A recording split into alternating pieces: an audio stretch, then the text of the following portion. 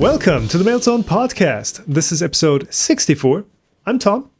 And I'm Stefan. And on today's episode, which is a bit overdue, to be honest, we talk about the things that kept us busy the last weeks and will keep us busy the next weeks. So, shows, for example. Tom was at the East Coast Rep Festival. I'm going to be at Formnext in 2 weeks. We going to talk how you might be able to stay in Frankfurt cheaply. We also going to talk a bit about a tangent on electric vehicles and also fully suspended bike baby trailers. Then, of course, the thing finally happened. Twitter got bought up by Elon Musk, and will we be staying there as one of our social media platforms? Then a bit of an evergreen topic from my side is the Kickstarter policy. My policy is not to cover Kickstarter machines or machines that aren't available yet. Is that viable? Is that what people want? Is that what you want? Well, we'll discuss that, and I don't know if we come to a conclusion, but we'll see. A pleasant one, pleasant aromas, pleasant processes, that is coffee making. Is there a crossover and a similarity between the hobbies of 3D printing and the hobbies of coffee making? I think so. And Stefan's actually a bit more involved here than I am, so he's got some really good input there. A bit of news, Ulti Maker, and the Makerbot, oh god, this is getting confusing. The Makerbot Sketch Large. It seems like it's a very familiar machine. Where do they make them? Do they make them themselves? Bit of speculation and a correction from last time about Imagine. And as always, we also answer questions about Gridfinity, about non-planar Z and how those might impact strength of your parts, about merging channels, just like Ultimaker and Makerbot did, and whether I would like to launch a Makerspace. And turns out, I don't, but apparently Stefan does. Well, look at us. We've been traveling. I've been traveling. I look like I've gotten some tan from all the sunshine I've been getting lately. But no, it's just a different lighting in the studio. It's just a different lighting. And well, you're back in your basement again, so there isn't that much, I don't know, natural lighting. It looks like natural light. It works really well, yeah. Yeah, we have been traveling, and unfortunately we haven't been recording for 4 or 5 weeks now. Yeah, we skipped at least one episode. I'm sorry. I've been busy. Stefan's been busy. It's just when you have two people that kind of, we have schedules that need to line up, you kind of, Taxes, traveling, work, family, sometimes it's kind of hard. Yeah. So, you have been to the East Coast Rep Festival, where I don't know, unfortunately wasn't. I would have really liked to be there, but I've been traveling too much in October, so... Have you ever made it to ERRF? I never was at ERRF, and just seeing how organized it was compared to the Midwest Rep Festival, even though I do enjoy those less organized events, I felt kind of bad for not being there, and especially when I've seen how many were there and how many I would have liked to meet. Yeah, look, ERRF is not like a suit and tie sort of event where it's like everything's like perfectly planned. Like Formnext might be or might not be. I don't know. We'll get to that in a second. It's a great event. It's so frictionless. Like it's so.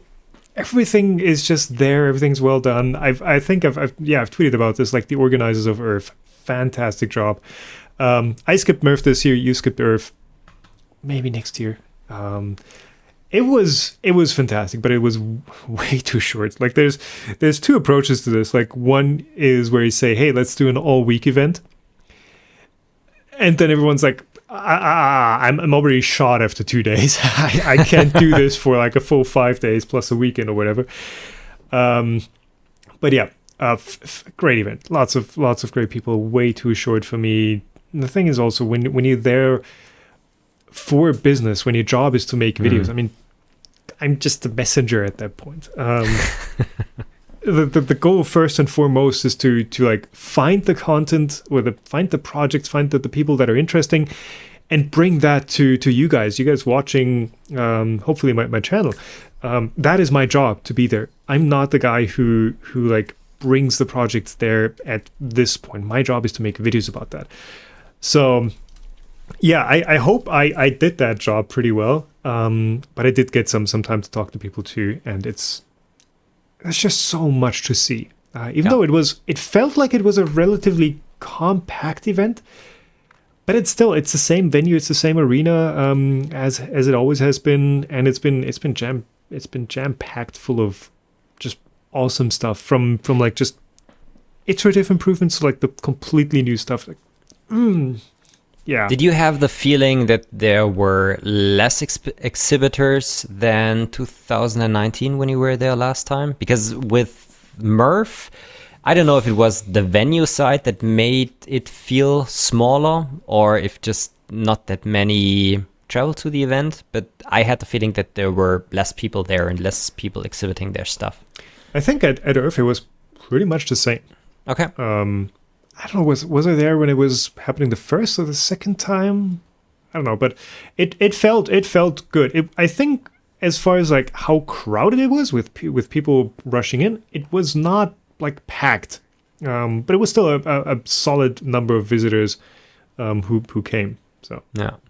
So for you, it was a business trip, and how stressful was it? Because I just remembered a couple of days before you said, "Oh, I made the wrong decision. This is not enough time for everything that I want to do." So you arrived on Thursday, or you actually arrived on Friday. So that was perhaps a bit of a bad call. Obviously, I need sponsors to pay for the trip and to make it worthwhile to go there. Like I said, it's a business trip. So the plan was to have 2 videos out on Friday night before the event even opened. So I flew in Friday evening. The goal was to get there like 8 p.m. when like the booths were set up, and I had LDO and Microswiss sponsoring those 2 first look videos. And the plan was to film them right then and there. Problem is, I-95 was closed and like delays, and I waited for an hour at immigration. So I got there at like 8:45, and the official deadline for the night was like, we're gonna shut the lights off at 9. So I got the organizers to keep the lights on for like 10 more minutes, but I just couldn't film all the stuff that I needed. I had like the script prepared beforehand. I knew what LDO and Microsoft were gonna show, so I had that prepped. But I couldn't get all the footage. So, so not only was the first day of arriving there, and this is like plus 6 hours. So I was up for like almost 24 hours at that point. I was going to edit the stuff in the hotel, which kind of worked. I got the new laptop for it, which worked beautifully. I did some editing. So the first like couple of hours of Saturday were spent filming the rest of the footage, and then at like 12 at noon I had those videos done. So I kind of lost that first half of the Saturday, which I'm not going to do again. I'm not going to run that way again. Maybe get that just a bit earlier, or have that one day of acclimatization. The thing is, when you get there, when you're like so pumped full of adrenaline, and you're just trying to do the stuff you want. You're excited. You want to get stuff done. You see awesome stuff. I did not feel how tired I actually was. I only realized how much of a blank mind state I was in when I tried to edit the videos, and I realized, hey, I this is the 3rd time I'm asking this poor guy the same question. I'm sorry. Steven from Opulo. Opio is a band. Opulo. I asked the guy like the same question 3 times, and I've got 3 different answers from him. So I edited those together. I think the video is great, but like I feel sorry for everyone that I bothered by just not being fully there. So maybe like one day earlier in the flying out Sunday night. That was good. That was good. It didn't feel like you were just wasting an extra day after the event, but flying in maybe one day earlier, probably the better call. Probably a smart move.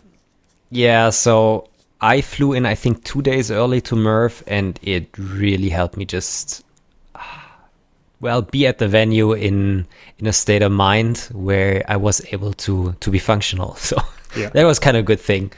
But on the other hand, So since last time when I was at Murph, I didn't really film anything. I wasn't prepared, and I did not really have a plan how to approach that. So after like 1.5 days, I realized, oh shit, I need to start filming a couple of projects. And then the first guy was already gone and things like that. ERRF, fantastic. Like they actually had in their terms that people were not allowed to pack up before like Sunday evening when the event officially closed. Okay. Because they wanted to give visitors the experience. Like if somebody just came for a day, they didn't want them to find an empty event, which is exactly what's happening at Murph when you get there Sunday. Like people start packing up. So so sometimes even like Saturday, people are flying in. People are driving for hours and hours to get there. So that was kind of unfortunate because then I made my list and I tried to work through the list and I noticed, already the first interesting project was gone. So I am, maybe let's for a second get to the next topic. I want to do a couple of videos at Formnext this year, which is in 2 weeks. Yeah, so Formnext, tell me, I've heard some, I don't know if it was from you or from somebody else, where it was like Formnext is trying to like restructure themselves and kind of change their approach to things. Because for me, Formnext and what was the other one? Those German shows, they are really B2B trade shows. They're not events. What's the word I'm trying to find here? Conventions. Yeah. They're not people showing their stuff. It is really trade shows. Yeah, companies trying to sell you or other companies their goods. Yeah. So I've heard that Formnext is trying to get out of that and more into the DIY maker thing. So I was there last time, 2019, and I had the impression 2019 that there were more small companies, I don't know, delivering to the B2C market, to makers, to individuals. As in the years before, I wasn't there last year, so I don't know what changed and if they really do have the incentive to get less professional. it's a hard word, but smaller companies there. Yeah, small exhibitors there. So I guess the main reason why I am going there is not to look for the things I would look for at the East Coast RepRef Festival or at the Maker Fair, but I would like to maybe give my viewers a bit of an impression about the professional market, something that is interesting but probably nobody can really afford. True. I have a couple of concepts in my head, what I want to film, take a bit of a look at metal additive manufacturing, where we are at today and things like that, and try to just get some short impressions of the different technologies into my camera and try to communicate them in the video to give the maker community an impression of what can be done, what else is out there. But I don't know if I'm going to succeed there. But I'm more prepped for that in comparison to the Midwest RepRef Festival. Yeah. Still going to be interesting. Well, it's for sure. Like I said, I've heard. I mean, a bunch of people are going to be there from the community company folks as well. Repcore's going to be there, for example, not as an exhibitor, but just as a visitor, just as like, hey, this is an event that I can network at. Yep. We'll see. So I'm not gonna go, most likely, unless I just hop in the car and drive up there. But I'm probably not gonna go. That worked so well in 2019. Hopefully your car's. I had the shitty Leaf back then. I got rid of that so fast. So maybe just to talk about that again. So 2019, you were at Formnext. I think you were there for 2 days. You stayed a night or something like that. Yeah. But it felt to me a bit like the thing that you did for the East Coast RepRef Festival. Just drive there one day, be there for a night, and next day drive back home. A lot of stress. And you actually made a couple of interesting videos there. I can remember the printing robot arm. Yeah. That's the one I remember too. It's the only one I remember from that show. But that was a good one. Yeah, it was a good one. The thing that I can remember is that on your drive back home, your Leaf drove itself into the concrete barrier. Yeah. Because the entire time that the lane centering assist, which the straight pipe's called Baller, I think, it worked well. You would still have to pay attention, obviously, but it drives itself and it gives you warning if it turns itself off. Worked perfectly. On the way back, I looked down, I tried to grab something. Next thing I know is like the car jumps because you have these concrete barriers that have like a little slope on the bottom. Yeah. Neither the lane centering assistant kicked in nor the lane departure warning kicked in. Like both of those systems failed and it just yeeted itself right into that barrier. I think the rim is like kind of screwed up, but yeah, that was like 2 weeks before I got rid of that car anyway. So yeah. Not pleasant. Plus, the Leaf is just it overheats if you drive it for longer than 200 kilometers. It stops being able to charge fast. So, not a good car. You still have your Peugeot. I still have the Peugeot, yeah. But I'm getting rid of it pretty soon. Because your leasing contract is. No, I'm actually returning it a year early. And I'm getting why? Okay, please continue. I'm getting the exact same car again. Are you getting the exact same? Well, so the thing is, I just yesterday talked to a friend of mine who is CEO at a company and who said, he thought that his leasing contract for his BMW X3 or something like that ends in like 3/4 of a year. He knows that car availability is not the best at the moment, so he's gonna go to the dealer and already ask for a new car. Not only do they have like over a year of delivery time if you are just putting your own car together, but also the leasing contracts are almost double the price what he paid. Yeah, so 2.5 years back. I've put the order for this. So here's the thing: that this was originally a 3-year lease.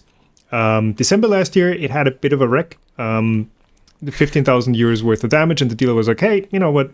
We're gonna buy this thing back for you out of the lease, and no cost to you." Like that's just, I don't know, that they're probably still making a massive profit on whatever they're doing. But they were like, "Hey, do you want a new one?" And I was like, "Sure, show me an offer." And it was the same price as the one I have now, pretty much the same car that they had already ordered like a couple months ago.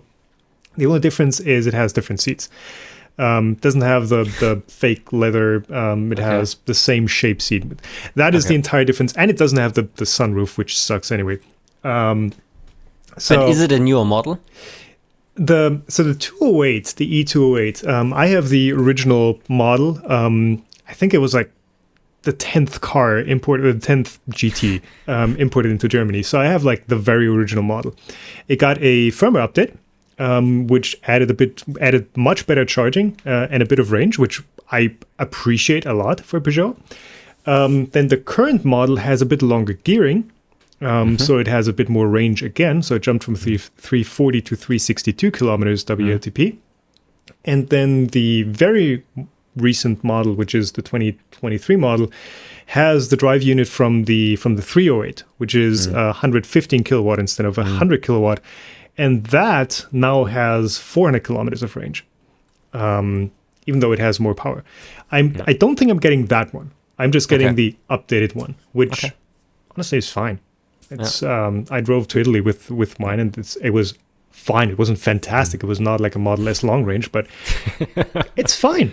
It's okay. I really envy you for that. I would really like to have an EV because I have a Golf Mark 7 diesel, and not only is diesel currently horribly expensive, $2.35 per liter, something like that. Yeah. That's like $10 to the gallon almost. So the good thing is Austria is not that far from where I'm living, and there's usually like 20 to 30 cents cheaper, which still is like expensive for fuel. It's expensive, especially for diesel, because usually diesel was way lower in price than normal, like regular fuel. But currently it's way more expensive than just regular. The thing is, I am using that car so little at the moment that that stupid diesel particle filter is crammed up all of the time because I'm not using it for. I'm just doing short trips. That it is so annoying. I have been driving so much with my other EV or our other EVs, our electric bikes. This year, almost 1,000 kilometers this year. That's love good. them. It's great. It's one of the best investments that we made last year. Two bikes, one for me, which is like a full suspension bike for fun, and then one for the wife where we can also hook like the baby trailer in the back. You can hook that to the full sus as well. I do, but it's usually down in the basement. Have you seen the who is it? This the Scottish guy? Yeah. We shall link that below with the fully suspensioned baby trailer. Yeah. A friend of mine actually has that trailer for his kid because he's I don't know, doing a ton of mountain biking here, and it's great because you can seriously go everywhere with that trailer because it's so well suspended. Yeah, we just have a boring one. Anyways, so the thing is, I would like to have an EV, but it's so hard to get them at the moment, and they're way more expensive than they used to be due to higher bank interest rates. The thing is also availability. Yeah, availability. So what they're trying to do is they're going to sell you the high-end model. So I think the lease car that we got my mom, which is a Zoe, almost like base model. I think we got like the rain sensor, and that was it. We pay $80 a month for that, which is like no down payment, $80 a month, no tax, insurance is super cheap, fantastic. The car is, I mean, you can tell the car is a pretty old generation of car, but drive EV performance wise, it's fantastic. I don't think you really get that anymore. I don't think you get those same deals anymore. So we're gonna have to see if we're gonna extend that lease. But so I'm fine with the 208. I'm getting like almost the top model anyway, so it works out for me. Very nice. So we got from Formnext 2 EVs. But before that, a quick word from our sponsor, Bekonix. Hey Stefan, have you ever tried to use one of these to program your own stuff, to do your own lighting effects, to do your own props? No, I did not. Well, I'm not a prop guy, but of course, I don't know.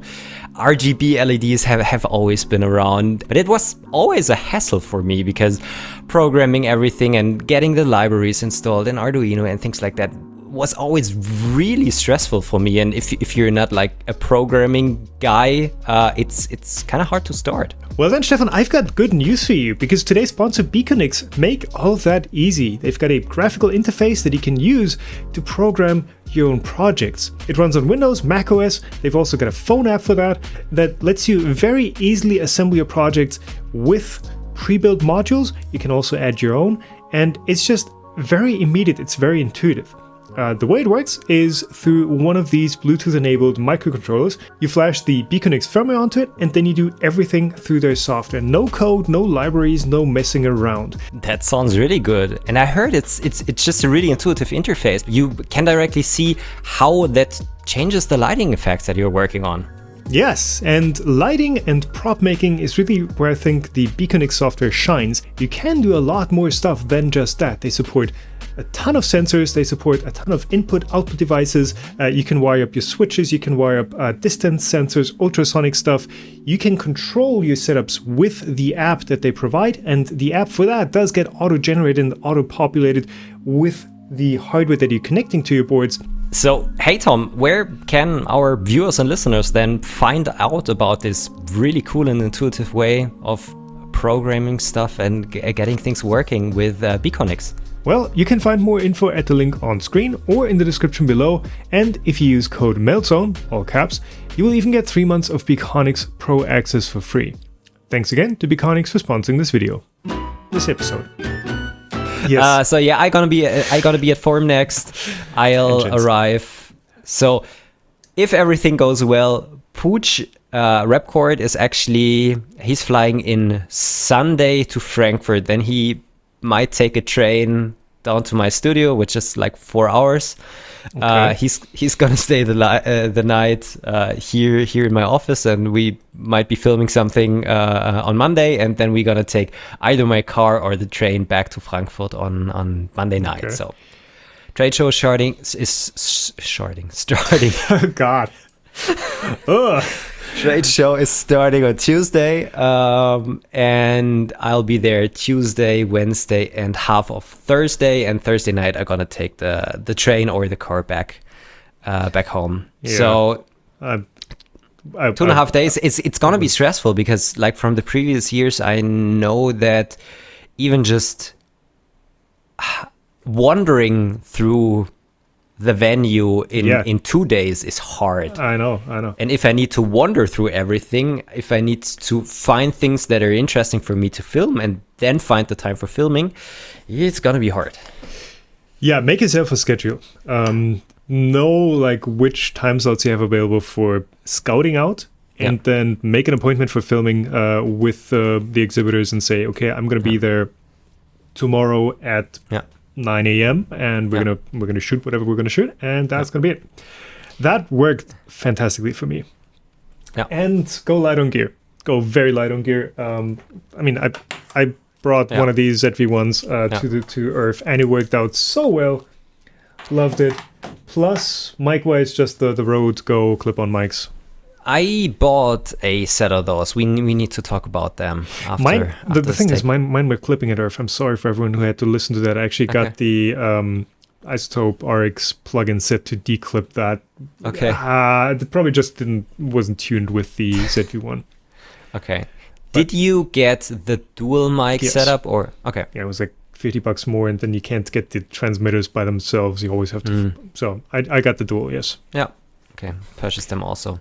I probably won't do it interview style as you did it on ERRF. The thing is, I stole that format from you.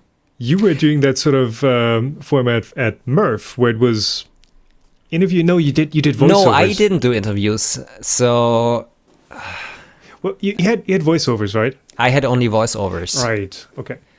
But probably just because I don't I did not have the proper setup with me. I'm probably gonna do an interview when we are there, but I'm thinking about just doing really a voiceover afterwards to condense everything down, that it's gonna be interesting, not boring for the viewer, and to get the idea of a technology over in a minute.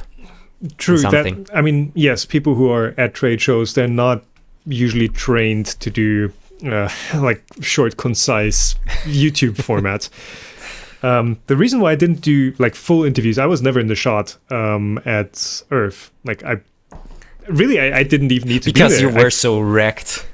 No. Honestly, thinking about it, I could have just sent someone there and do all the filming for me. Yeah. Nobody would be the wiser. No, I was wearing a mask the entire time at ERRF, which certainly wasn't fun for like 4 days straight, including in the airports and stuff. But look, I didn't catch COVID, so that worked. But the thing is, standing in front of a camera, talking to people, it just doesn't look good when you've got, when people can't see you talk. Yeah. I don't think that's a fun watching experience. So I let the exhibitors do the talking. Yeah. And I think that worked out pretty well. Yo, I also enjoyed watching them, and if you're cutting down on stuff and only getting the interesting parts in, I think it's gonna be a good option. So we'll see. It does take some editing. Like some of the videos I had to really edit down. I felt bad for some of the people because they gave me like 20 minutes worth of footage and I condensed it down to 5 minutes. But that is the thing what offsets you from just someone who puts a camera in the front, films everything, and then like nobody Nero? really wants to watch it. Sorry? You mean no, like Nero? No. I don't want to point out somebody in particular, but it's a different format. Yeah.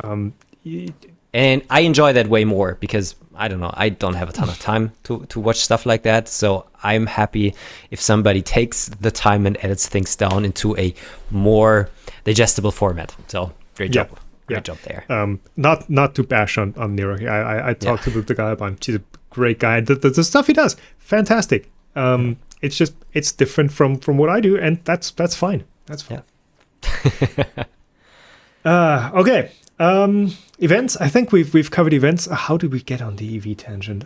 We keep talking about EVs. You keep saying, "Hey, you want one," and then it's like. Maybe just a quick one right here, because we have one question. We're not going to answer that in the end. Georgios Lysigakis, sounds Greek, asked that. I'm trying to remember where I stayed for Formnext. I think it was some sort of a Go ahead, read the question. I'm trying to. So he's asking. He's thinking about coming to Formnext, and if we're having any tips on saving on rooms or hotels. And I booked my hotel, I think, a week ago. And if you want to get something that is in walking distance, and walking distance for me is like 20-minute walking, so like 2 kilometers. It's horribly expensive. So I have something which is pretty close to the train station where I have already stayed a couple of years back. It was $110 a night, but that was the cheapest option there. So all of the other rooms are $200 and more. The cheaper options are at the airport. And public transportation is pretty good from the airport to the venue side. Otherwise, Airbnb and just be a bit further outside. And even though Germans are always complaining about German public transportation, it's usually pretty good. So even though if you're staying a bit outside, public transportation is gonna get you to the venue. Just use Google Maps and see how long it's gonna take you from something that is a bit further off. And if you know someone, you can always share a room and save half of the price. Yeah, if you're down for that. I stayed at the Kleine Villa Frankfurt, which is it's the funniest thing, because I think they have like 6 rooms in total. So that was 2019 when I stayed there. They have, I think, 6 rooms in total, and every room is themed after something else. So one is Burt Lancaster, no idea what it is. Burt Reynolds, Jane Fonda, Liza Minnelli, Marlon Brando. So they've got rooms that are themed after stuff. It was one of the more affordable ones, and it looked cute. So I was like, well, let's give this a try. And it was fantastic. So It looks like they're closed over winter, unfortunately. Okay. But if you ever make it to Frankfurt, that's a recommendation. It was not that expensive. So just a note there, Kleine Villa. A small villa, Frankfurt. Yeah, and it's not that far from the inner city, so that works out. Just a side note there. I don't want to talk about this next one because it is depressing. This one? Twitter, yeah. The twat finally bought the twit. Here's the thing. I have Elon Musk and stuff completely muted on Twitter because it just turned into garbage. It turned into like hot takes from positions that I like don't ever want to hear about. So I just started seeing tweets like, "Hey, I'm moving to Mastodon. I'm deleting my account here." I'm like, what is going on?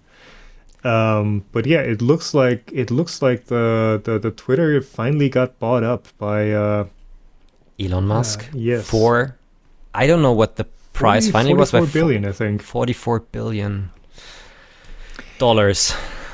And you're starting to see accounts like posting like, "Hey, my follower count went from 153,000 to 143,000 in the last couple of weeks." So there seems to be a bit of an exodus. The question is, where are people going? Is that a bit of an exodus, or are those the Twitter bots that are finally being deleted? Oh yeah, sure. Discussed about. Of course, I have heard it. I'm too much on Twitter, to be honest, sometimes. So you're looking for a reason to cut down on your Twitter usage? No, I haven't seen that many things changing at the moment. So I'm waiting. I'm not preparing myself to go on another one of these platforms, because the thing is that even so many say that Twitter is often really toxic, the 3D printing and tech community on Twitter is most of the time really nice and helpful. So I'm usually in that bubble. Yes. Asterix. I agree with that. I think what I'm seeing on Twitter is generally helpful, interesting, engaging, encouraging content. However, I am very, very quick about muting, blocking, and just keeping my feed clean. So I have curated my own Twitter feed, and the people that I follow are also curated to give me that content, to keep me out of drama and out of negativity and out of the shitstorms that you get on platforms like that. So I've turned that into what I want to see. Generally, I think if you're just starting out and if you're just following people, it can be a bit of a unpleasant experience. I don't think there's much of a doubt about that. And we've seen people get hammered down, even in the 3D printing community, that every now and then need to say, hey, I'm locking my profile because I'm getting harassed on here. So it is a very real problem. If there's a chance that you can get out of it, there's a chance that you can curate your feed as much, or to a point where it's bearable. But I don't think that is the universal experience. I think I would be really missing. It sounds hard, but I would be really missing out on a bunch of technology news, especially around 3D printing, if I would not be on Twitter, because this is one of the places where in regular intervals just interesting stuff gets highlighted in my timeline, and sometimes I even follow that up, and I don't know, just getting the ideas, because I'm not a ton on Reddit anymore. I don't know how Discord works. Discord is closed communities, essentially, yeah. Yeah, or special interest communities, let's put it like that. Special interest communities, but I'm also I'm in a couple of those communities, but I'm not regularly there. Where also people are sharing news and interesting things and stuff like that. So it would feel bad for me quitting Twitter, and for the moment, I don't really have a reason. Maybe I finally have the opportunity to pay $20 a month to get my blue verification mark on Twitter. Sure, let's all do that, because capitalism, fantastic. The thing for me also is kind of similar. Like, Twitter for me is my main communication, my main social media, mostly like for, again, just like trade shows, business. My job is to make YouTube videos. And that's where I kind of interact with people. Why are you like going like that? We were going like this. No, my job is making YouTube videos. It shouldn't be a surprise. And Twitter is where I interact with people, right? That's where I find interesting stuff, where I communicate, where I post stuff. And I would need some sort of replacement for that. I don't think Facebook is much of a better choice there.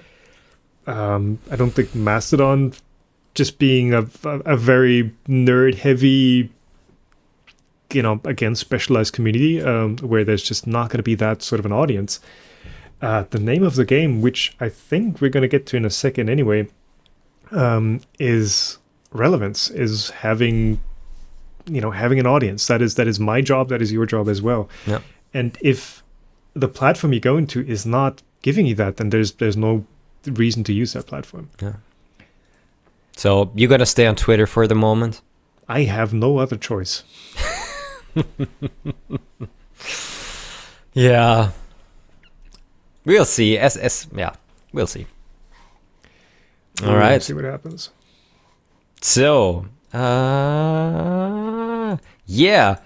you told me that you have the feeling that you were missing out on interesting content and you're gonna change your Kickstarter policy.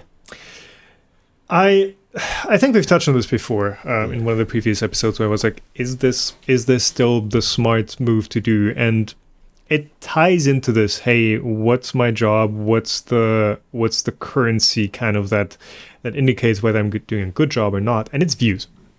And what has been shown, especially these last couple of months, is that by skipping or by saying, hey, I'm not going to cover Kickstarters because Kickstarters have often been a scam and they're not delivering what they're told or what they're saying they're going to deliver, or they've not been on time, and all that attached to it, people don't seem to mind it.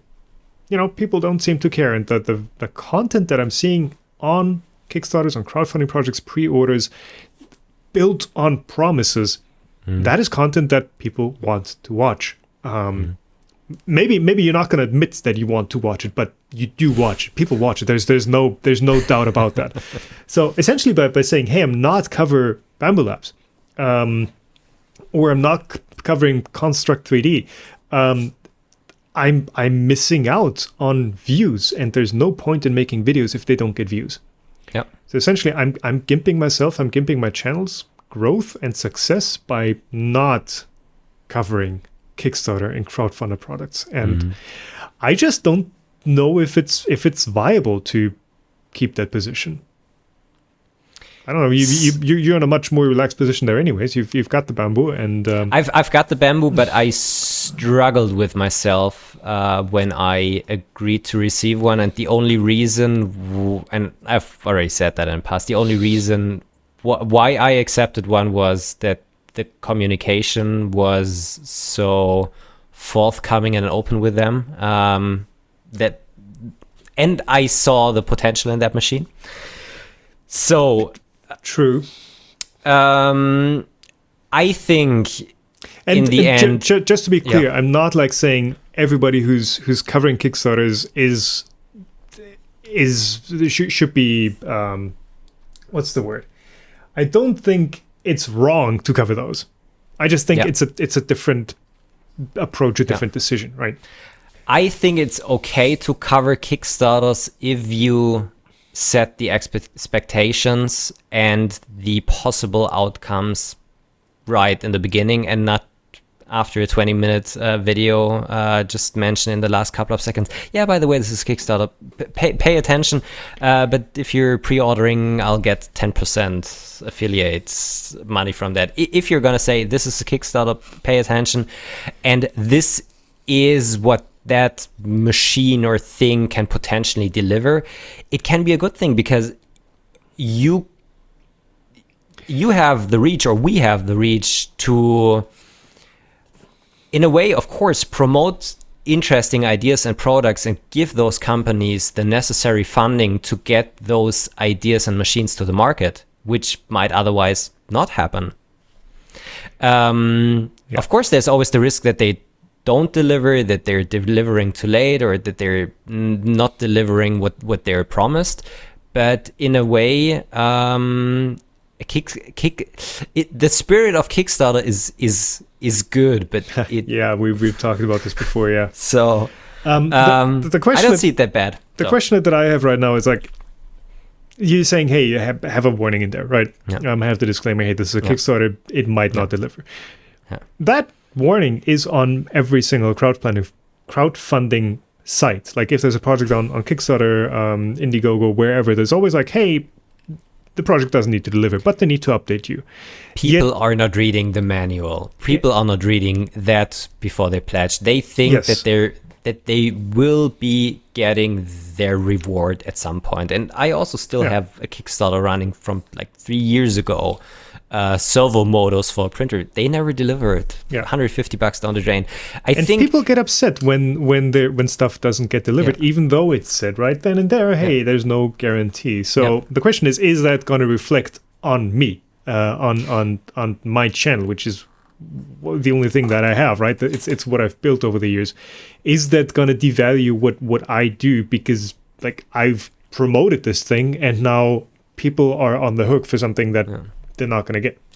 The question is, are you basically abusing your viewers so that you're getting more views? So what I mean with that, so before you said, I grow less if I don't cover Kickstarter, but that's on me. That's like my moral position.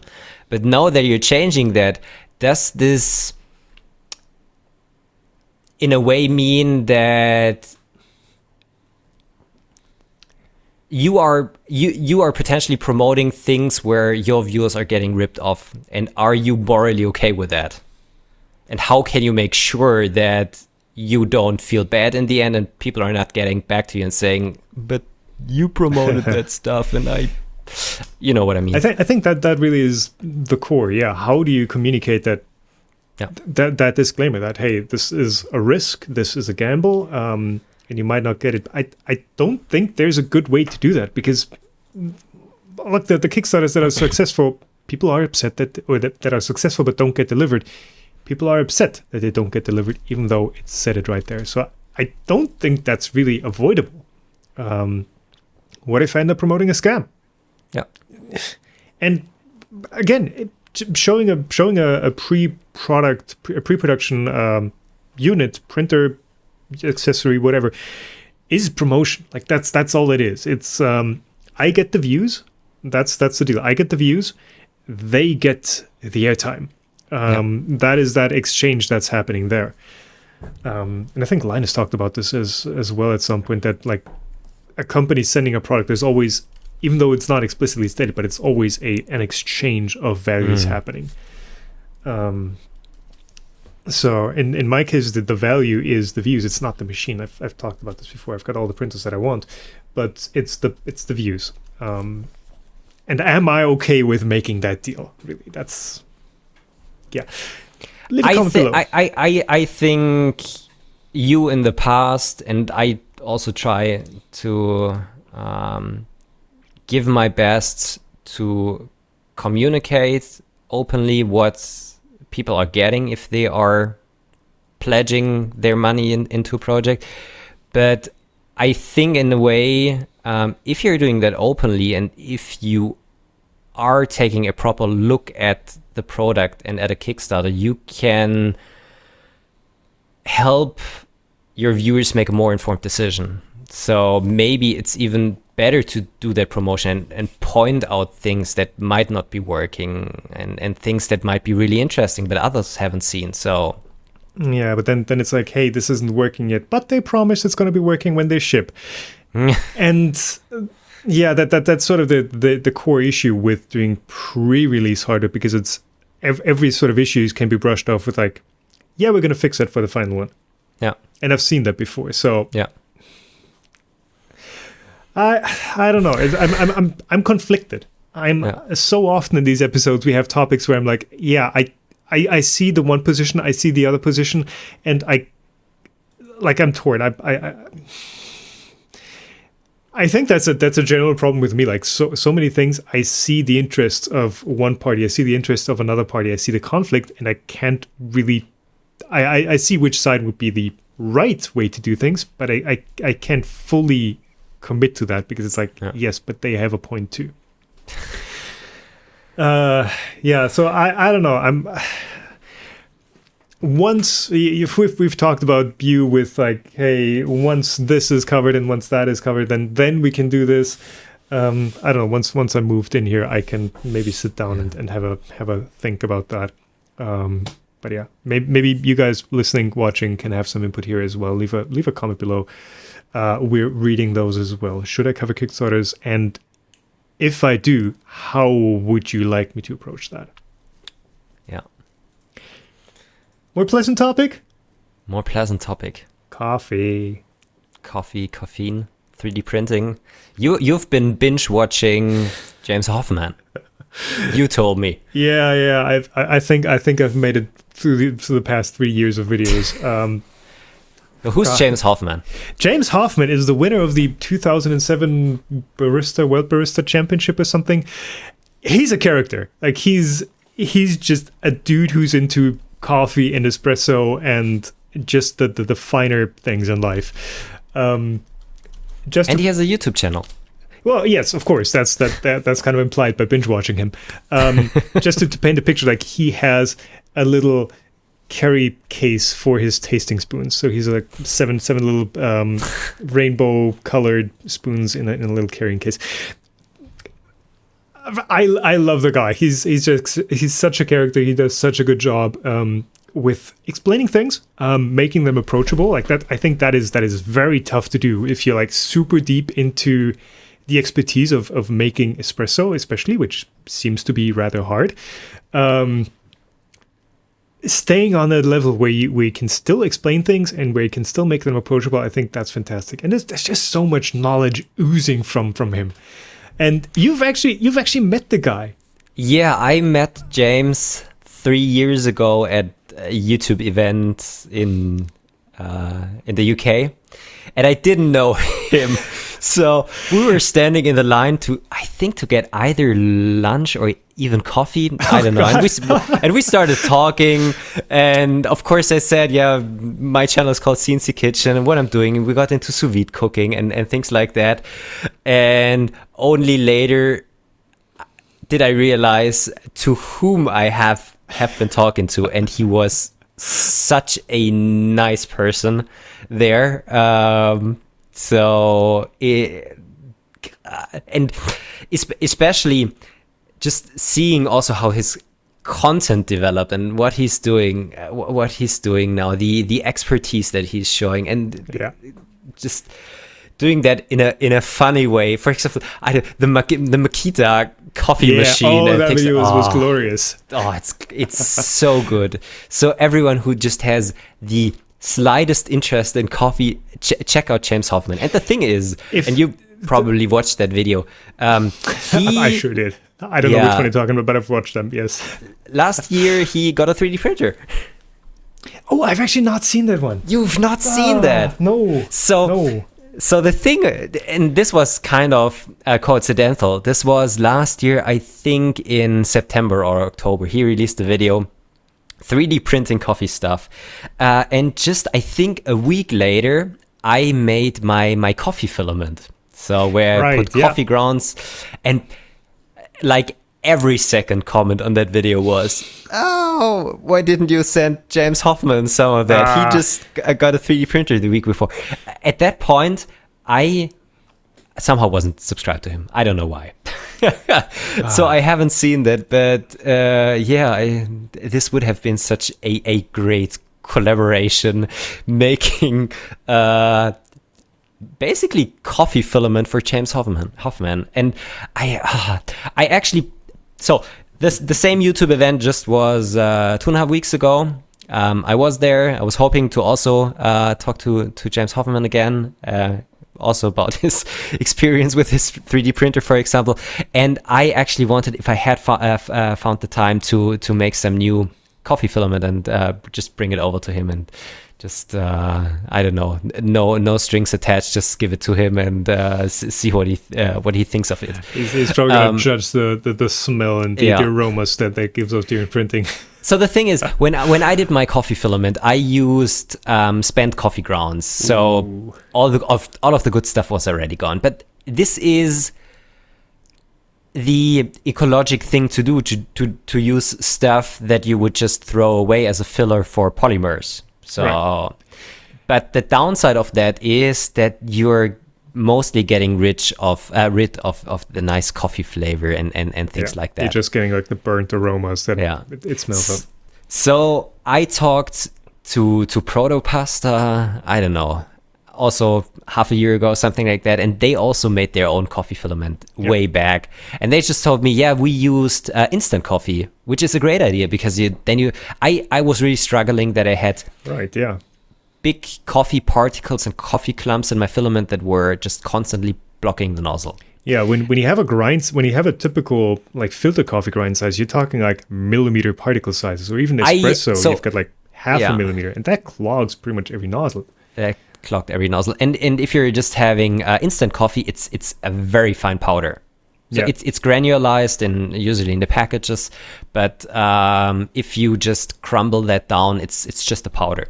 So a video idea I really wanted to do for months, but I never got around to it, is doing Just PLA filament once again with spent coffee grounds. I finally have a ball mill to get it really fine. Fresh coffee grounds to see how, like, if there's still some aroma left in the filament after the manufacturing process and the printing process. And then also use instant coffee and just see how much of that can you put into a filament to make a really nicely looking but maybe also nicely smelling filament out of that. If you ever printed wood filament, it's so pleasant. I don't know if it's horribly toxic, but printing wood filament is one of the nicest things that you can do. It just smells like wood, like caramel, like freshly cut pine. So nice. The question would be, like, if you print like an espresso cup out of that coffee filament, does it actually dissolve some of that or instant coffee back into if you pour hot water into it? Does it make coffee? Yeah, that's a good question. I would say no, because if you can properly like submerge the particles in the polymer, all of the particles should be covered. But yeah, it's just an interesting thing. So ever since then, I have been following James Hoffman, and I really envy his skill and talent in that, and I was really upset not meeting him 2 weeks ago. Yeah. Now, of course, the thoughts that start running through your head if you start watching James Hoffman is like, is this a good mill or good grinder that I should buy? How could I maybe get like a flare and save some money over a full-on machine like that? It's like, you're already thinking about, like, hey, how can I tweak this process? And I think that's why I put this in there. Is there a crossover between, is it the same people that enjoy 3D printing that also enjoy making coffee or experimenting with coffee? Because I think there is quite a similarity in what you do.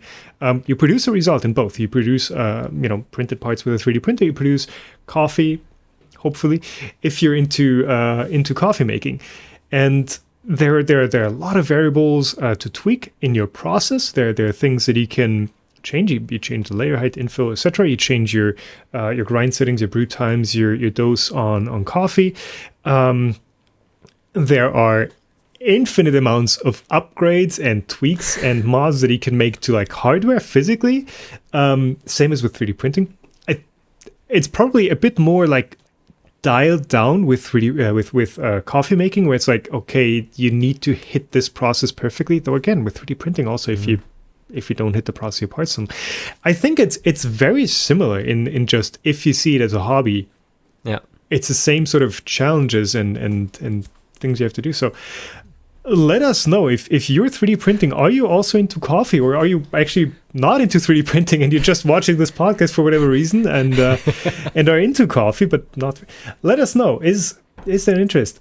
And also the price ranges are fairly similar, actually. So a hobby always costs some money, right? It wouldn't be a hobby otherwise. There's been some discussion about that, but you can for like $1,000, you can get a really nice 3D printer setup, or you can get a really nice coffee setup. Yeah, you can actually get a really, really nice coffee setup for $1,000. Now, thinking about it, it's actually cheaper than 3D printing. The question is, how does it? Well, the consumables depends. Get a bag of coffee for $20. You get a spool of filament for $20. Yeah, well, it doesn't end with coffee making. You can go all into the rabbit hole of roasting your own coffee and things like that. You can make your own filament. It's really, really interesting, and I don't know if I would have more time, You're more into coffee than I am, I think. What's your gear? What's your setup? I do have, oh my God, I'm so bad in remembering names. I have a Eureka Magnum coffee grinder, which is a plate grinder. Flat That's the German name for that. Something like that. And I have a DeLonghi, it's not a super nice DeLonghi 8.4, how's it called? DeLonghi Dedica 658. Just a coffee maker with a pump in there. But if you are looking behind me, can you actually see that? Yeah, you can see part of it. Hold on. Oh yeah, that's my La Pavoni Euro, something like that. A coffee maker where you need to use your own force and power to push the water through the coffee. That's the James Bond coffee maker, isn't it? Is it? Could be. The problem with that one is that for the first coffee, the whole machine is still too cold if you don't have like an hour to wait until everything is in a nice steady state. The second and third coffee, they're really nice. And the fourth coffee, either you already ran out of water or the machine is so hot that the coffee tastes burnt. And that was the reason why we switched over to one with a compressor. Right. La Pavoni Euro Piccola. That is from Live and Let Die.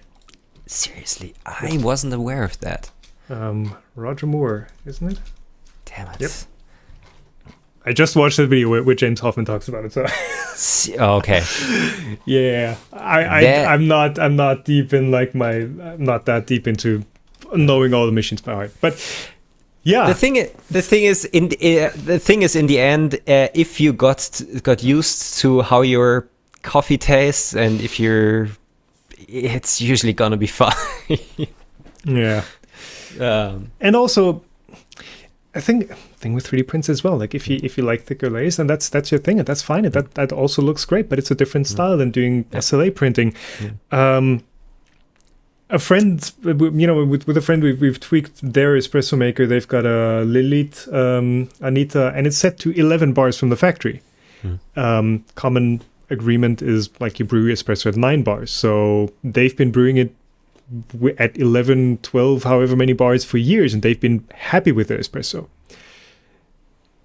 We tuned it down, and now it's like, well, this doesn't taste good anymore. And it's like, yeah, you get used to whatever you have. Yeah. And if it's good for you, that's all right. Yeah, so let's see how we can maybe combine more coffee making, espresso, and 3D printing in the future. I feel seriously. bad. So my top setup is I have the Bricca, the Bialetti Bricca. That's my highest end coffee maker. Otherwise, I just do pour overs. And it makes good coffee, to be honest. But like, yeah. But even with pour over, what kind of filter are you using? What is the technique to distribute the water?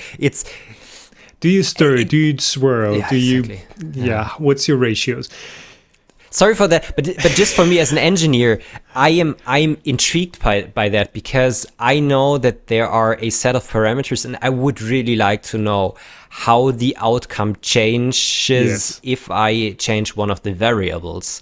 And this is one of the reasons why I find also coffee brewing so interesting. The question in the end is if you how your body's gonna react if you're trying coffee or espresso after espresso after espresso and not spitting it out. That indeed it's gonna be even worse than a wine tasting. And that was the problem with trying to tune in that Lilith machine. We tried to tune it in, like we did the experiments, more dose, less dose, finer grind. Yeah. I grabbed the spoon. Like I was like, okay, I'm gonna have 1 spoon of each, or 2 maybe. My buddy was like, up, sip, and after like a dozen espressos, he was like, I gotta stop now. This is getting too wild. With espresso, you don't have much that you can measure.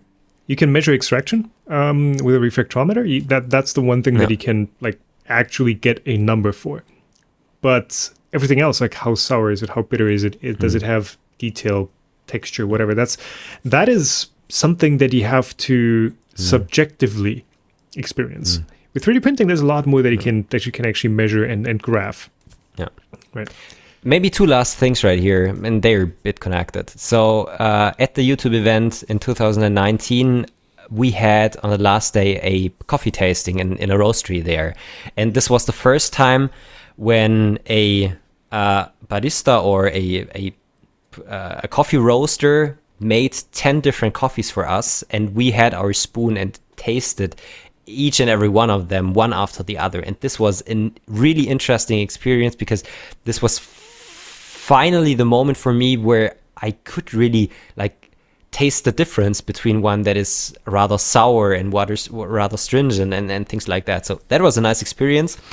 And I think one of the best ideas James Hoffman ever had for interactive content on YouTube, and I don't know if you have seen that live stream. He was selling he said, okay, there's gonna be a live coffee tasting event, I think in a month or something like that, and you can order a trial pack of those 5 coffees from me, and in a month's time we all gonna meet, we are brewing that coffee together, and then we are gonna taste it. But it was not a physical meet. It was a live stream, right? It was a live stream. So from all over the world, you were able to, just purchase that coffee. And I think it was kind of a lot of work for him to ship all of that stuff from all of what I've heard. But yeah, people, this was a way to experience and maybe also to learn things about coffee in such a really interesting way, which is just possible with the medium of like live streaming and online video distribution and things like that. Yeah. I wonder what would be the equivalent for 3D printing. Yeah, I've been thinking about that as well. We all print the benchy. The challenge with 3D printing, which we talked about in a different context before we started recording here, is 3D printing is slow. Like it always takes time. If you want to do a project, there's no, hey, I'm going to design something, plop, and there it is. It always takes time. Yeah. Making an espresso takes you, 10 minutes tops. Yeah. If you wait for your machine to preheat, 10 minutes and you've got a result, and then you can make the next one. With 3D printing, you print something that's 2 hours worth of print time. So it's something that I struggle with live streams. When I unbox a machine, it's like, okay, we've built the machine and now it's printing. And now I will entertain you for 1.5 hours while we watch the benchy print. That's tough. That kind of limits what you can do with 3D printing formats. There's always that wait time. Yeah. So I don't know. I've been thinking about that question for the last 2 weeks now. Could there be something similar? Because I think this is a perfect business opportunity. And also just interaction opportunity. So kids, I think that the kids, they had the coffee in them. They also had third wave water, which is a mineral concentrate that you add to distilled water to have like your normed set quality of water. That there is apparently a standardized water. There is a standard to how much of each minerals there should be in your espresso water. So like everything controlled and It's perfect. If I would have known about that, and unfortunately I haven't seen that, I think I would have been so into that. But they were apparently selling out of the kits pretty quickly. Yeah. And I think it's kind of a challenge to ship out, I don't know, 100,000 of those trial packs if you don't really know how it's gonna work out, and you need to pack everything and I mean, I guess when it comes to like sending out sample packs like that, Alien 3D could probably organize that. Yeah. He kind of knows how to do that. Yeah. So I'm sure. It was 2 and 3 years ago, the world's largest coffee tasting. And a second one. Anyways, let's continue from coffee to Makerbots. Makers. Ultibot. Ultibot. So I need to start this out with a correction before I forget. Last episode, which I'm sorry was 5 weeks ago, I said that Umagine was still part of Ultimaker. It is not. Umagine has apparently been independent from Ultimaker for a good while. So that conflict of interest that we kind of talked about, like what's going to happen to Umagine, what's going to happen to Thingiverse, is a non-issue. Because Umagine is its own thing. Thingiverse is part of Ultimaker. So yeah, that's that. It's going to be Thingiverse for them. Yeah. Though I did put this in as a note as well, Umagine is also pretty broken. I'm sorry. I tried to look at some of the older models that I had posted at the time when Umagine was like fresh and it was the alternative to Thingiverse before Prusa printers, printables, has been around. I've been posting to Umagine because I was like, I don't want to post this to Makerbot. The images don't load, the site's broken. Like, it's not a good experience either. I would say it's probably more broken than Thingiverse. So not a good outlook there either. Browse through over 19,000 open designs that are ready to print. I'm wondering how many designs there are on Thingiverse. More than that, by a long shot. And let me see. I'm currently just checking.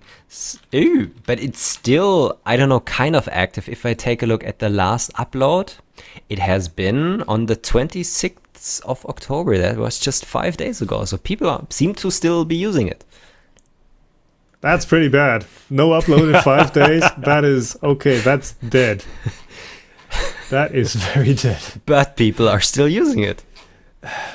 Sure, people are also still using MySpace, so I guess it's, yeah.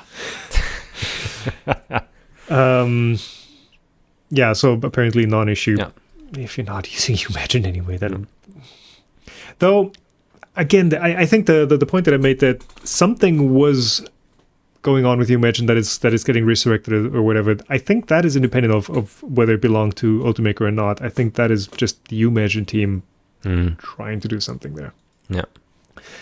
But the reason we're talking about Umagine is, and I put that in there, but I think I misread that actually, is that Ultimaker with a big M in the middle, launches the new Makerbot Sketch, a large 3D printer for educational purposes. And I need to correct you there because you actually did misread that. They launched the Sketch Large. Oh, sorry. The Sketch already existed. Okay. And so, the reason why I put that in there was I misread that because I'm a horrible reader, and I thought that they have launched the Sketch. And just when I first looked at the Makerbot Sketch, it looked to me like a rebranded FlashForge printer. And since I know that FlashForge is licensing out their printer, and I don't know, if you probably buy 10 or 100, I could have a CNC Kitchen FlashForge printer. Well, they're white labeling them essentially, right? They're not licensing for others to produce. They're just manufacturing them for you, and they're putting your label, your brand on there. So the Dremel makers are from FlashForge. Aldi is selling in Germany the Becker, something like that. They are also FlashForge printers, and there are a bunch of others around. And I just didn't know, because it looked so similar, if Makerbot is doing exactly the same. But since the news wasn't there, since the news wasn't that this printer is new, it's just a larger version, I'm not so sure anymore. So probably the Ultimaker. Oh, it's called Ultimaker Sketch. Yeah. What? No, it's a Makerbot Sketch. Well, right here in the article it says Ultimaker Sketch 3D printing range. Anyways. Hold on. Sorry, this might be loud. Sorry about that. I'll make a note to edit that out. So the video is uploaded by Makerbot, and it's called the Makerbot Sketch Large. So okay. Oh, you're listening to the same? No, is okay. Yeah. Maybe it's just mislabeled by 3D printing history. It's Ultimaker is the all-encompassing company, and the brands God damn it. The brands Ultimaker and Makerbot. I mean that they're still going to exist, right? That's what people know. So it puts that market segmentation. It emphasizes that, I think, where it's like Makerbot is like educational. They've got the curricula, they've got all that already in place, and then Ultimaker, I think, really are positioning themselves as like, hey, we are the professional, the enterprise, use us in your production environment or in your professional prototyping environment. I think that's really where they're going with that. Yeah. So back to what I thought, it looks so similar to a FlashForge with like the transparent side panels and things like that. Of course, it's all closed because educational facilities, I don't know, often require a closed printer. I see the same thing at the school right here. I've been helping out a couple of times. You're saying recently. Closed as like enclosed, or closed as like a closed ecosystem? No, enclosed. That's the right word. Not only necessarily due to the particles, but also due to the kids potentially burning their fingers on the nozzle. I don't know. They have been working with soldering irons since. So I have burned myself so bad and so many times with a soldering iron compared to a 3D printer nozzle. Well, it's not just that. It's not just the burning risk, which I think, with a nozzle, we have so much stuff around it. I don't think you can... It's hard to burn yourself. It's also the crushing risk. It's the hair getting tangled in there. It's reaching into a moving mechanism generally is not a good idea. Yeah. In a way, I do understand it. And I do like, especially the filter in there. Maybe another thing I can talk about after that. But the thing that I also found so interesting, I know that the FlashFords, they are also using these print core styles inserts for the hot ends that you can really switch out quickly, and this looks so similar what they're using. I mean, the thing is, FlashForge, the entire reason FlashForge exists is because they started cloning the Makerbot Replicator 2. That was, I think, the first replicator, the plywood one. That's where FlashForge started out. So it would be very ironic if it's now Makerbot using FlashForge designs. I think it's really just FlashForge looks like Makerbot because they are cloning Makerbot essentially. So if anyone has some inside information, please let me know. I would be really interested to learn if that's just a pure coincidence or if it's maybe licensed from FlashForge. Who knows? I don't think so. That would be abstruse, weird, wild. But well, in a way, yes. But on the other hand, of course they are in kind of a competing market because I don't know, FlashForge printers are also often used in education facilities. Anyways, if anyone has more insights, information, please let us know. I would be really interested. Do we have a tip line? A tip line.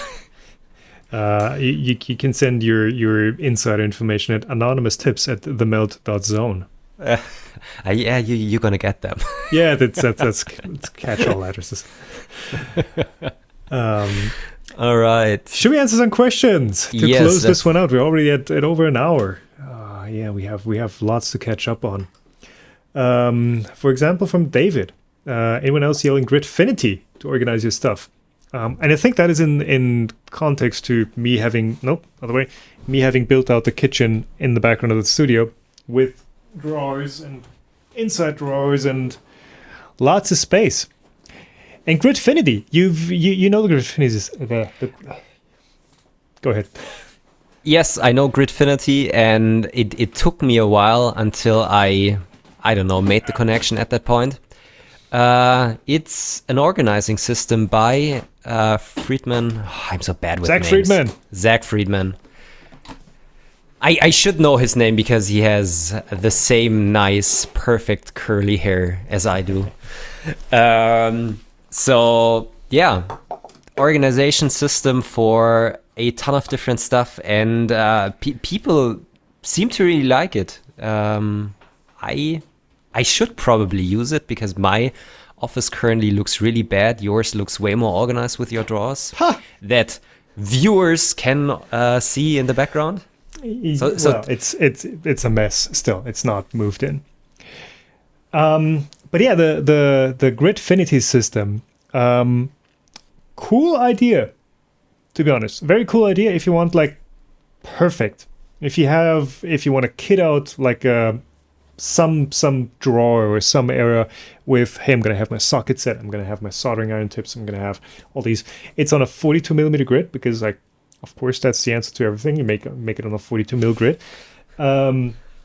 and you can print all the modules, right? It's not a commercial. Yes, No, it's not. It's you can print everything yourself, and you print just the stuff you need.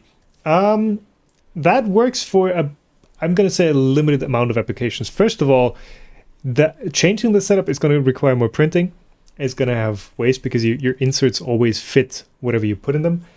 Second of all, if you need like a lot of space, these drawers are 80 by 60 centimeters.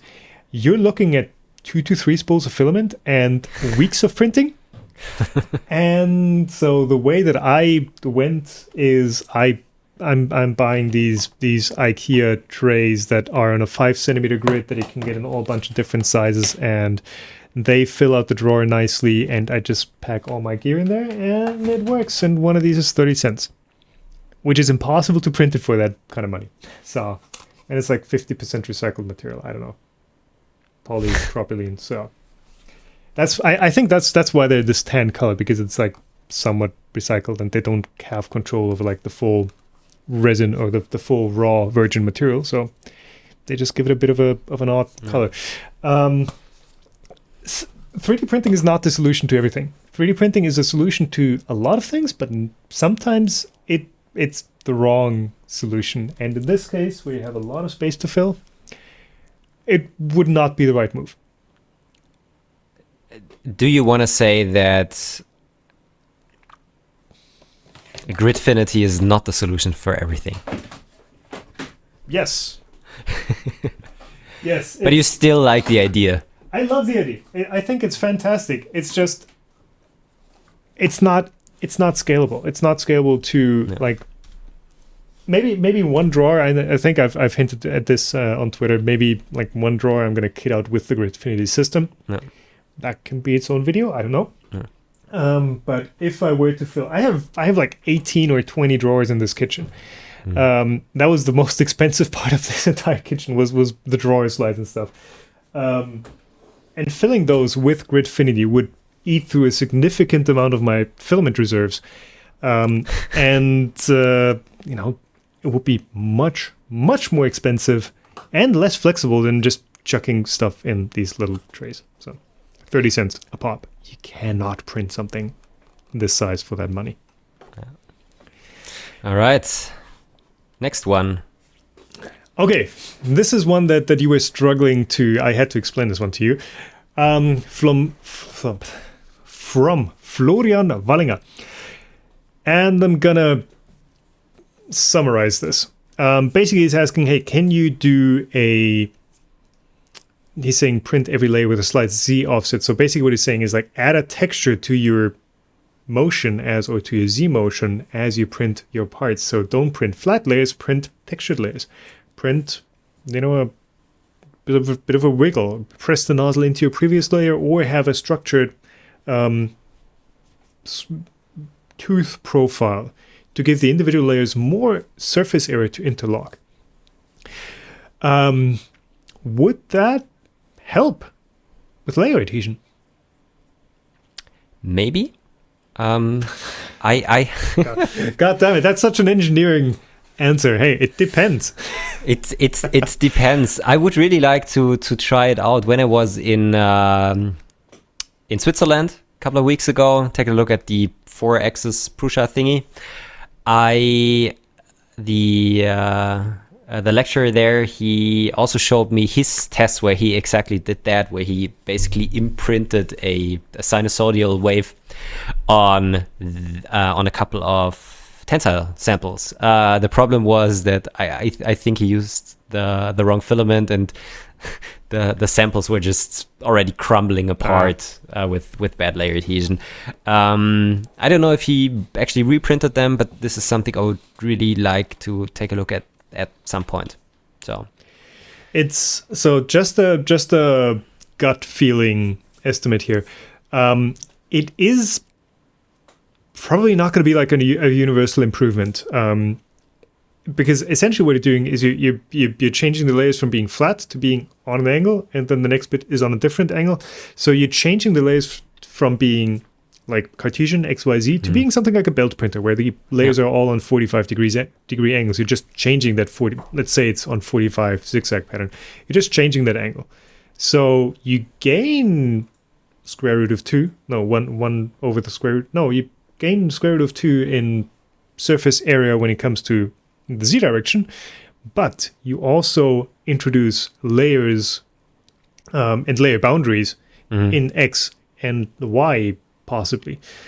So it's going to improve your z axis strength, but it's also going to decrease strength in other directions. And then if you do diagonally, you've it's a bit of a mixed bag. Yeah, depends on your part. And that's there we go. And that's the thing. If you're improving one thing, you will usually also have a downside for other parts. And if you just don't have like simple dog bone samples, load cases are usually way more complex than on such a test part that is designed to really be only loaded and tested in one loading direction. Yeah, which is why you've got your hook. I've got my Philween testing samples, which are intentionally not just the standard dog bone DIN, ISO, whatever it is, sample part that you would use if you have a process that is like fully perfectly uniform and under control, which 3D printing is definitely not. All right. Shady Business is asking, what do you think about merging your channels and naming them CNC Sanladerer and Thomas Kitchen? Here's a fun thing. I think that one of the first exchanges we two had was like, hey, can you put two channels in one and like cross promote them? I don't know what my idea was there, but it was like, you're doing cool stuff, I would like to promote your stuff, and I see people watching yours, like how do you work together there? Turns out that's not really possible or even a good idea, I think. Should you merge channels? I don't think so. We've got reasonably similar things that we do, but not really. I think it's good that we have like our own unique stuff that we do on our channels. So we have our unique stuff that we're doing, and we often have kind of similar approaches because we both have kind of a similar, I don't know, educational background, but we are still approaching things from a kind of a different perspective. Yeah, we have a similar expectation to how well we want to do, let's say, tests or reviews. The reason for this question probably was Ultimaker and Makerbot, so it's probably not really meant that seriously. But on the other hand, since you currently have an even way better spec'd kitchen behind you than I'm having, you should call yourself the Thomas Kitchen or the Layer Kitchen or something like that. Yeah, I'm thinking of like different merger names of like, I don't know. Layer Maker. Yeah.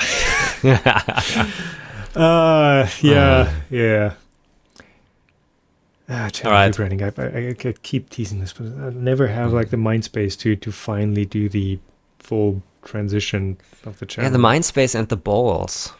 I guess that too. Yeah, because it definitely could go horribly wrong. I feel like if I pull the channel rebrand, I'm going to need something to follow it up with, because if it's just like, oh yeah, it's the same, it just has a different name, it's just a poof, who cares? I kind of want to do that with a bang. I don't know. At some point. Yeah. 75 kicks, 75. As a follow-up to my entire workshop studio situation, is asking, is there a possibility to get a commercial space where I could sublet or lease that space to other makers? Like it's saying, have a specifically lockable area for you and makers, and have like a public area, basically a makerspace, right? Where everyone gets a locker with their own stuff, with their own gear. And then you have shared tools, you have a shared space, and whoever comes in does their thing, hopefully cleans up, and then the next person can use that space. Basically what he's saying is like, oh, you're gone. Can you still hear me? Yes. Okay, your image in Skype is gone. Yeah, that the reason for that could be that my camera ran out of battery. Okay. It's the last question. We're gonna need a battery in a second for you, but Yeah. if you want to grab that, or do you have a spare? I do have a spare right here. I thought usually it lasts for 2.5 hours, but we have been talking too much before we Full frame, started. man. Bad battery life. Let's just finish answering that question. Okay, so basically, what 75 gig is asking: Tom, do you want to run a Makerspace on the side? And that is, I mean, that's not something that you can just do on the side. I know from people who run the Makerspaces in Munich, like that is more than a full-time job, essentially, if you want to do it right. I would love to have something like that. I would love to have a shared space that people can come in, have access to tools and space and resources and knowledge and a community. I would love to have that, but I'm not going to be the one who runs that. I'm not going to be able to spread myself that thin to do a YouTube channel, to do a Makerspace, to do everything else that it takes to run a Makerspace and that it takes to run a YouTube channel as a business. Not viable. Not something. Okay, love to have it, just not possible. Yeah. And it's a big business risk. Like if you're like as a commercial entity saying, I'm gonna buy a 20,000 square meter warehouse and I'm gonna blend that out, like that's a bit of money that you're investing, both either in rent or in upfront cost. And Patreon's not paying that well.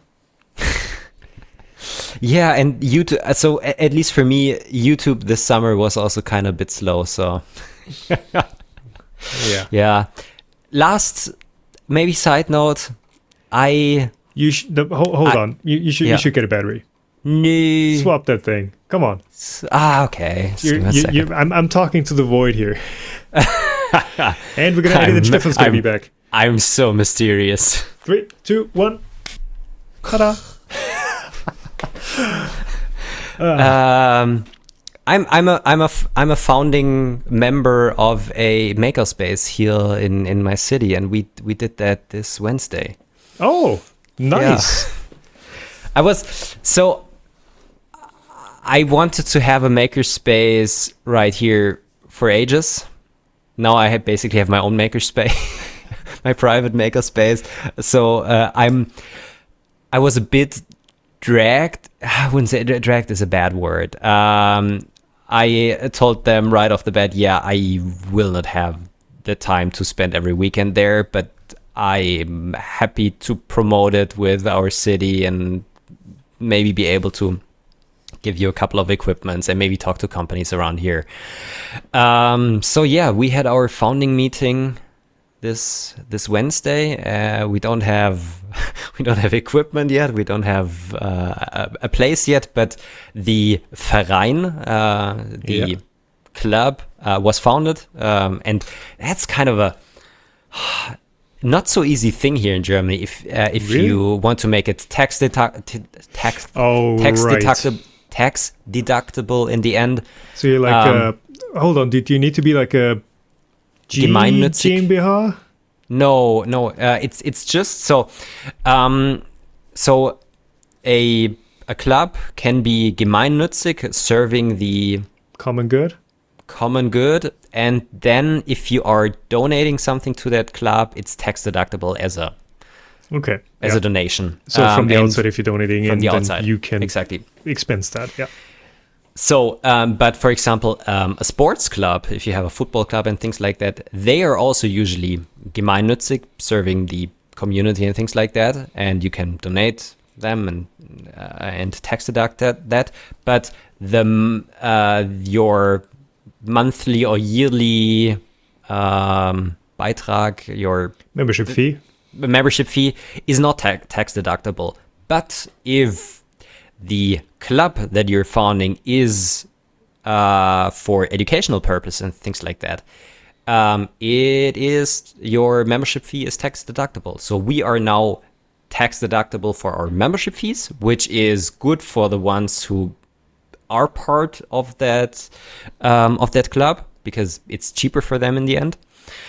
And on the other hand, we are gemeinnützig, so serving the community, so companies and other people can just donate money, and we can write the paper thing, and they can tax deduct that in the end. But it's not that easy, especially with formulations. What you can do, for example, you can't do arts. You can't do arts. So art is not for the common good? No, something like that. So we are only doing training and education and things like that. All right. Okay. That's it. Yeah.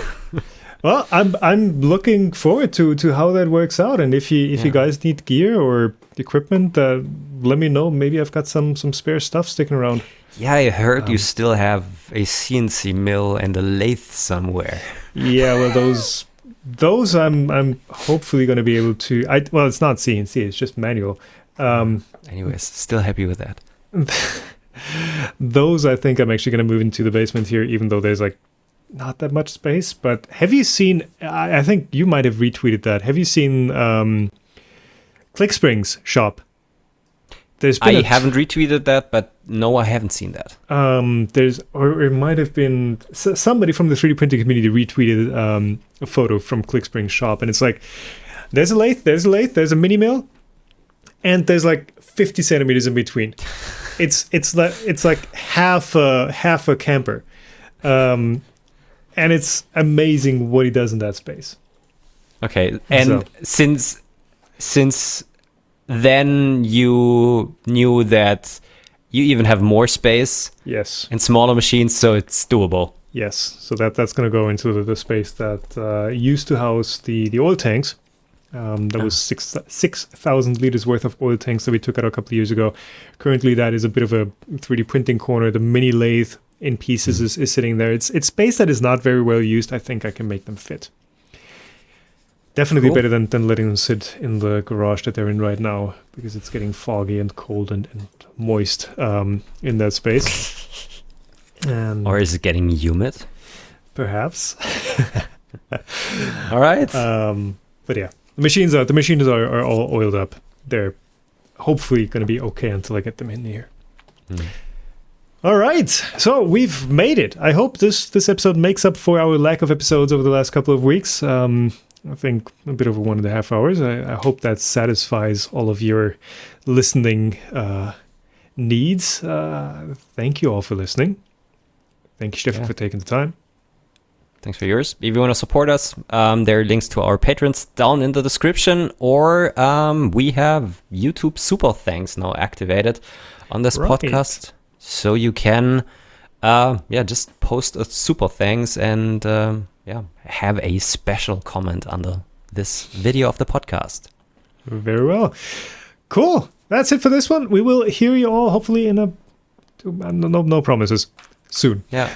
Let's see. 2 or 3 weeks. All right. Take care, everyone. Bye. Bye-bye.